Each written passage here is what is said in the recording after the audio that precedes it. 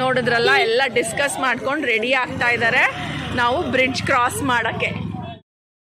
ನೋಡಿ, ವಾರಣಾಸಿದು railway station. ಇಲ್ಲಿ ದೇವಸ್ಥಾನಕ್ಕೆ ಹೋಗೋಕ್ಕೆ ರೈಲ್ವೆ ಸ್ಟೇಷನ್ ಮೂಲಕ ಹತ್ತು ಇಳಿದ್ರೆ ಡೈರೆಕ್ಟಾಗಿ ದೇವಸ್ಥಾನ ಬರುತ್ತೆ ಅಂತ ಹೇಳಿದ್ದಾರೆ.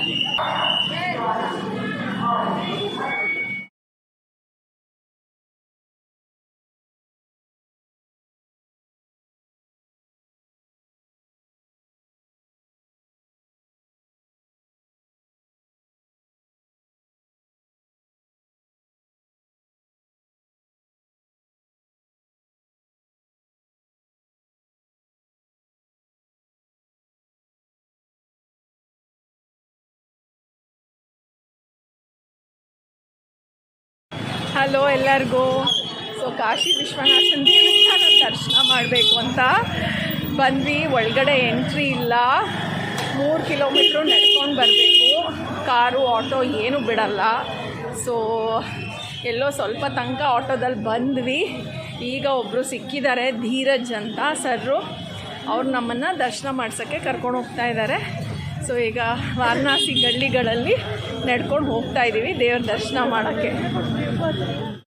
ವಾರಣಾಸಿಯ ಗಲ್ಲಿಗಳನ್ನು ನೋಡಿ ಇಲ್ಲಿ ನಡ್ಕೊಂಡು ಹೋಗ್ತಾ ಇದ್ದೀವಿ. ಒಬ್ಬರು ಡೈರೆಕ್ಟಾಗಿ ದರ್ಶನ ಮಾಡಿಸ್ತೀನಿ ಅಂತ ಹೇಳಿದ್ದಾರೆ. ಸೊ ಅವ್ರ ಜೊತೆ ಹೋಗ್ತಾ ಇದ್ದೀವಿ ಇಲ್ಲಿ ಗಲ್ಲಿಲೆಲ್ಲ ನುಗ್ಕೊಂಡು ವಿಶ್ವನಾಥನ ದರ್ಶನ ಮಾಡೋಕ್ಕೆ.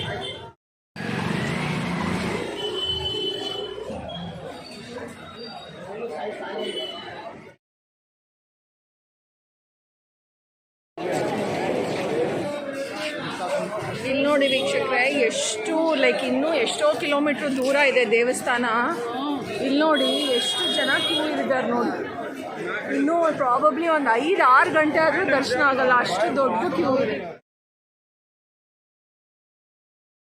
ಸೊ ನಮಗೆ ಇಲ್ಲಿ ಯಾರು ಡೈರೆಕ್ಟಾಗಿ ದರ್ಶನ ಮಾಡಿಸ್ತೀವಿ ಅಂದ್ರಲ್ಲ, ಅವರೇ ಧೀರಜ್ ಸರ್ ಅಂತ.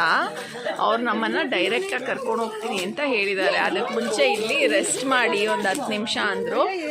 ಸೊ ಅವ್ರ ಅಂಗಡಿನಲ್ಲಿ ಇಲ್ಲೆಲ್ಲ ಸೀರೆ ನೋಡ್ತಾ ಕೂತಿದ್ದೀವಿ. ಬನಾರಸ್ ಸ್ಯಾರಿ ಇದು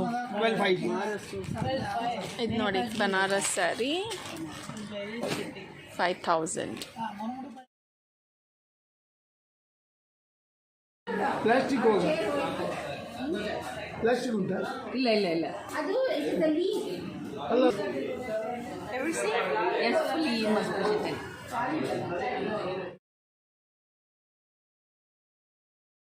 ವೀಕ್ಷಕರೇ, ಈಗ ರಾತ್ರಿ 7:15. ಎಷ್ಟು ಕ್ಯೂ ಇದೆ ನೋಡಿ, ಎಷ್ಟು ಕ್ಯೂ. ಇನ್ನೂ ಎಷ್ಟು ಜನ ಇದ್ದಾರೆ, ಎಷ್ಟು ಹೊತ್ತು ಹೋಗ್ತಾ ಇದ್ದಾರೆ ಕಂಪ್ಲೀಟಾಗಿ ನೋಡಿ. ಕಿಲೋಮೀಟರ್ ಗಟ್ಟಲೆ ಕ್ಯೂ ಇದೆ ರಾತ್ರಿ 7:15 ಕಾಶಿ ವಿಶ್ವನಾಥನ ದರ್ಶನ ಪಡೆಯೋಕ್ಕೆ.